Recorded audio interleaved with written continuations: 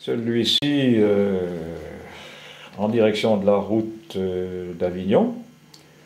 Alors on commence par le boulevard, lequel c'est celui-là? C'est le boulevard David.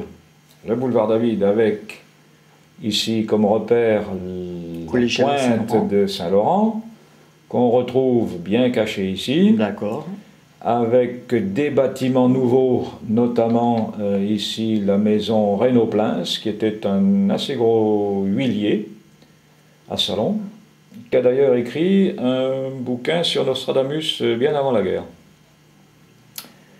Et là, ma foi, c'est à peu près tout sur ce cliché. Celui-ci est, comment dirais-je, est une anticipation de cette carte postale, ceci n'étant qu'une photocopie de carte postale, et on remarquera cette maison qui est ici, on la retrouve là. Absolument. Mais, comment dirais-je, toute cette partie a disparu après le tremblement de terre. Et sur la photo, on n'en voit qu'un, mais une autre carte nous permettra de voir qu'il y en a un deuxième un peu décalé. C'est quelle rue? Alors ça, c'est le boulevard David. Ici, on a le portail Coucou. Là, on est pratiquement à la hauteur de l'église Saint-Laurent. Ici. D'accord. Oui, effectivement. Ça, c'est la maison maçonne. D'accord. La maison maçonne, boulevard de la République, dont les cycles... de très bonne qualité. De très bonne qualité, oui, oui, oui. Et il y avait les deux frères maçonnes, et ça c'est une photocopie. Hein. Je n'ai pu avoir que la photocopie, l'original, la personne tient particulièrement à la garder. Mais au début du siècle, ça c'était un frère maçon, c'était Victorin Maçon, et si on regarde bien la tête, il avait la même tête, j'ose pas dire qu'il n'a pas changé, jusque quand il est mort, il y a combien? Il y a quelques années, c'est incroyable. Hein. On le reconnaît, on ne peut pas le louper, c'est pas possible. Ah, le sport, ça conserve. C'était Victorin Maçon. C'est peut-être l'ancien sportif. Ah bah oui, ils couraient tous les deux, hein, Victorin et Marius. Voilà. Et ça, c'était leur... c'est donc devenu un magasin, et qui a changé encore ces temps-ci. Imprimeur, je crois, même. Je ne sais pas s'il faut l'imprimeur, je ne sais pas. Donc, imprimeur légumes. Ah, peut-être. Ouais, ici.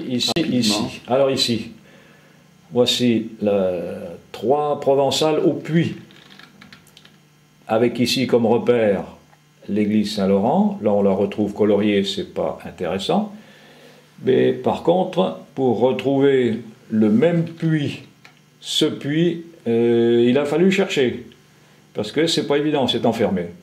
Et ici, en plus, il a fallu que je nettoie, que je vide peut-être 1 ou 2 mètres cubes de saleté pour arriver à le retrouver. Mais le puits est toujours là, mais tari, après la construction qu'ils ont faite là pour Mireille et les autres foyers qu'ils ont fait un peu plus haut.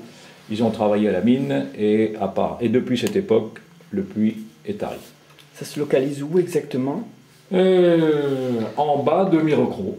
En bas de Mirecro, parce que on a l'angle ici, on retrouve parfaitement l'angle sur la carte postale et sur évidemment l'école du boulevard David, c'est assez classique, ça n'a pas beaucoup changé. On remarquera simplement ici une affiche pour du picon. C'était tout à fait indiqué pour mettre ça sur un mur d'école. Hein, c'était une boisson alcoolisée. La mère Picon. La mère A-M-E-R. Hein, il faut préciser.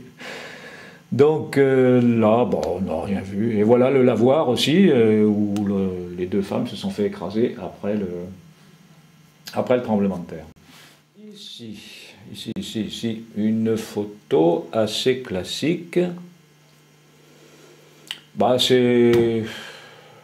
ici, nous avons l'arrivée de la rue d'Avignon, avec Berthoud de l'autre côté de la rue.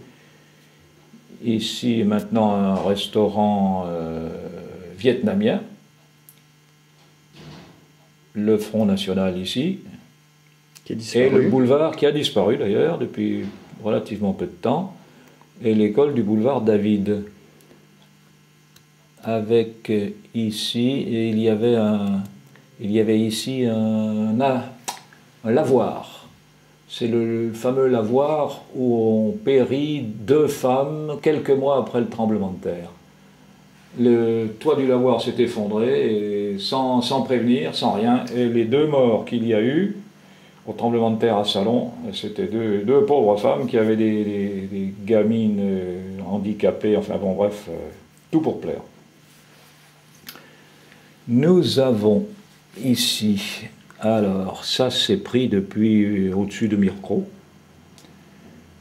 et on a comme repère effectivement les 2 tours actuelles de la, comment dirais-je, du château. Donc on peut dire, voilà, donc on peut dire que ça cette carte est datée d'après 1909. Absolument. 1909, et on voit ici les 2 champignons qui ont été abattus sur la carte postale qu'on a vue de façon précédente dans le boulevard David. D'accord. Là, il y en avait 2. Il y en a un et 2, le deuxième décalé. Ça c'est sur... nous sommes presque adossés à l'église Saint-Laurent, dans le boulevard David. Et là, nous sommes sur les hauteurs de Salon, vers pas très loin. Pilon blanc. Du Pilon blanc, exact. Voilà. Alors toujours pareil, on peut dire que ça date d'après 1909, les tours étant toujours un repère. Il en existe pas mal de cet endroit, c'était beaucoup plus.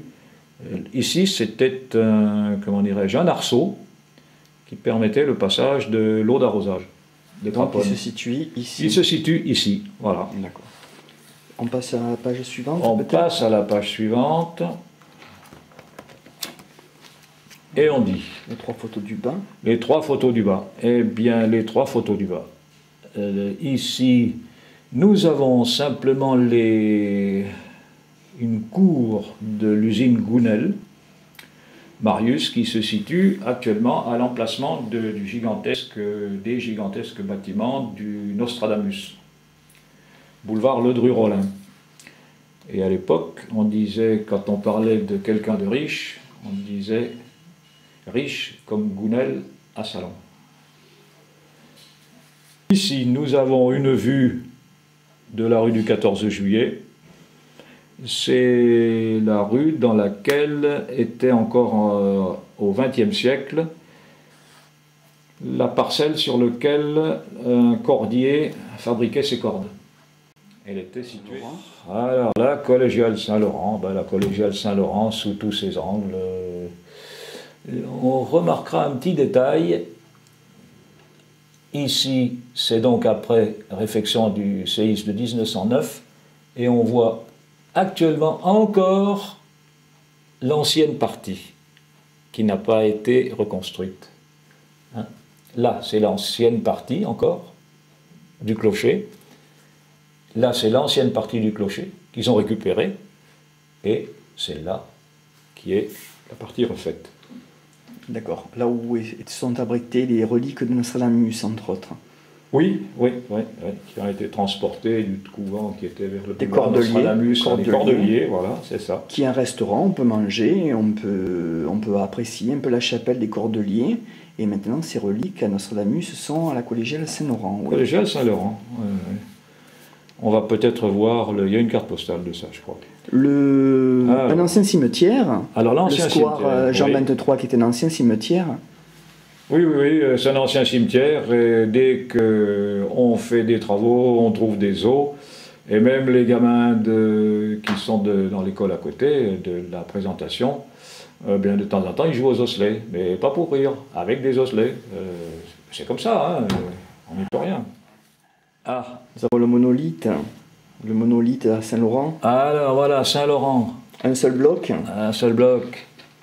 Magnifique. Oui. Nous avons l'intérieur de l'église, on l'a vu, et ici, le tombeau de Nostradamus. Voilà, vous voyez, les photos, Nostradamus, ça inspire beaucoup de gens. Voilà, le clocher en 1901, donc avant le tremblement de terre. La tête que ça pouvait avoir. Qu'est-ce qu'il y a encore là? Là, ben, ma foi, disons une entrée. Alors là, c'est intéressant. C'est la porte Oui. où il y a des pierres, Voilà. des galets de crocs, qui fait face à la croc, en hommage à la croc. Il y a quelques galets de crocs, si on ouvre bien l'œil à la collégiale Saint-Laurent. Oui, mais moi, ce que j'ai regardé, là, comment dirais-je, l'aspect instructif de cette carte postale, on ne le voit pas très bien ici, mais la photo actuelle montre qu'il y avait un autre type de porte. Et pas du tout, ça devait être du roman, un roman quelconque. Hein, puisque on a vu la base de la tour, c'est tout roman, et l'entrée ici devait être plus ou moins romane. Ça a dû être fait après. Mais je ne suis pas spécialiste en la matière. Là, c'est le... Encore ici, on met... Le square. Ici, la statue de Saint-Laurent. C'est pas vrai. Ah ben non, c'est la C'est Vierge. pas la statue de Saint-Laurent, c'est la Vierge, c'est la avec Vierge enfant. les prophètes autour. Ouais. Comme quoi, une fois de plus, il faut faire attention aux légendes des cartes postales. Ici. Toujours ici. On est ici, oui, oh, ça c'est vraiment du classique. L'intérieur pour moi. Alors les orgues, c'est magnifique, Alors, ces les orgues, orgues, les premières orgues électriques, c'est ça, monsieur Chevreau, Ah, ça, je n'en sais rien. me semble-t-il. Je le pense parce que actuellement il n'y a plus guère d'orgue autrement. Hein. Et ça dépend ce qu'on entend par électrique. Électrifié. Électrifié, oui. Ah, oui, tous les moteurs maintenant sont électrifiés, c'est ça. Voilà. Alors cette photo là, elle permet de bien voir les différents types architecturaux qui ont été utilisés pour la confection de cette tour. Hein. On part du roman pour arriver déjà avec un arc brisé là-haut. Voilà. Alors là, il y a toute une étude, comment dirais-je, architecturale hein, qui pourrait être faite. Alors, ce qu'on ne voit pas sur ces clichés, ce sont les différents cadrans solaires. Il y a des cadrans solaires. Absolument. Très discrets. Qui donnait le moment précis pour pouvoir aller prier. Voilà. Nous avons ici, alors ici, ben, nous avons le lavoir important qu'il y avait au pont d'Avignon. Le pont d'Avignon, ben, le lavoir a disparu. La photo est de très mauvaise qualité. La carte postale, pardon, est de très mauvaise qualité. Ça, c'est un défaut de fabrication. Des cartes qui devaient être vendues un petit peu moins cher. Là, au pont d'Avignon. Là, nous sommes au pont d'Avignon. C'est localisé où exactement, le lavoir ici? À cet endroit-là. Ah, d'accord. Carrément au milieu. D'accord. Et puis, c'est celle-ci où on aperçoit le lit du Talagar qui descend, du Talagar en question. Et on remarquera que tout a été comblé. On retrouve ce bâtiment, ici, le voilà. Tout a été comblé et on remarquera un platane spécial, celui-ci. On remarque une chose, c'est que les branches se séparent pratiquement au niveau du sol. Alors qu'elles se séparent souvent à 2, 3, 4, 5 mètres du sol. Absolument. Absolument. Et bien voilà, le platane, c'est celui-là qui a été enterré jusqu'à l'embranchement des différentes charpentières. Voilà. Une petite caractéristique. Alors on peut retrouver le platane en étudiant ses branches, hein, comme d'habitude. Là, vous voulez dire qu'il a disparu? Non, il est enterré jusque-là. Il était beaucoup plus profond. On le voit sur la carte postale? Ça doit être c'est celui-là, je crois. Ah. Hein, voilà, ça a été nivelé comme ça. J'arrive bien à comprendre. Voilà, c'est moi qui n'étais pas clair. Parce que j'ai parlé de celui-là aussi, mais celui-là, il a été... J'ai fait une erreur, là. Hein. Celui-là, il est... C'est pas grave, celui-là me parle plus. Celui-là, c'est celui-là, c'est exactement celui-là. Oui, puisque cette branche a dû grossir, voilà. a été une branche, et celle-ci a dû grossir peut-être. Voilà. Donc, on se retrouve avec un platane qui part, dont les charpentières partent vraiment du sol. Ici, un truc tout à fait classique, avec une petite dame avec un chien et la voiture à âne, avec évidemment le monument, comment appelle-t-on ça, un calvaire, pas un calvaire, sinon... Une croix forgée. Une croix forgée, qui a été déplacée vers le bâtiment, le Nostradamus, je crois. Le Monte Carlo, pardon. C'est vers le Monte Carlo. Vers le Monte Carlo. Là, la photographie est en corrélation avec la carte postale. Absolument. Voilà les maisons. Là et là. Ça a été décalé. D'accord. Et là, nous nous trouvons donc au pont d'Avignon. Au pont d'Avignon, l'embranchement de la route des Guerres. D'accord. La route des Guerres étant là. Elle part ici. Bien.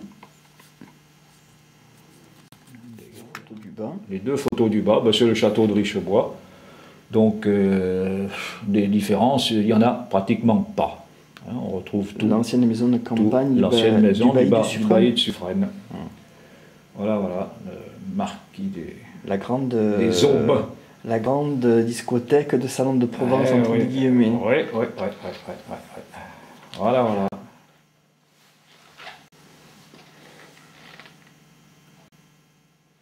Les champignons sont pleins de plomb. Alors je ne sais pas s'il dit ça parce qu'il y a vraiment du